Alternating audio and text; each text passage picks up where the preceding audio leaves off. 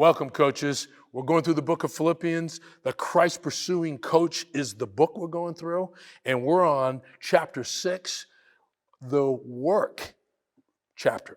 It's called work.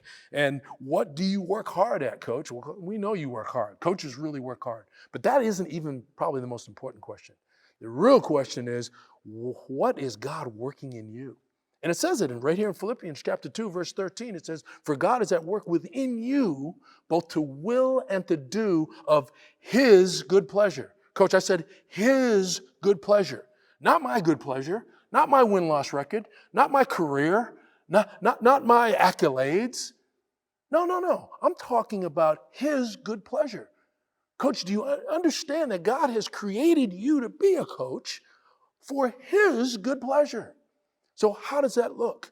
Well, it really means that as we study through the Bible, and particularly the New Testament, we realize that God's work in us is about conforming us into the image of Jesus Christ. We learn that in Romans 8:28 and 29. We learn that in Galatians chapter 4:19. We learn that in Romans chapter 12, verses 1 and 2.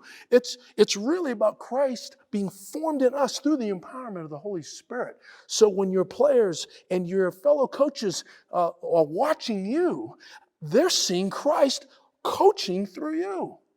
Wow. He begins to affect the way you think, the way you speak, how you live, what you live for. That's a wonderful thing. That's the work. God is doing surgery within you on that brain and that heart to get you to be thinking the thoughts of Christ, to be consciously aware of him, to be worshiping Christ while you're coaching. That's the work that's supposed to happen. So when people look at you and they say, well, what does coach remind me of? I tell you, he reminds me of Jesus Christ. He's looking more like Christ all the time. What I know of Jesus Christ, that's what coach models. It has nothing to do with win-loss record. It has nothing to do with career advancement. It has nothing to do with accolades.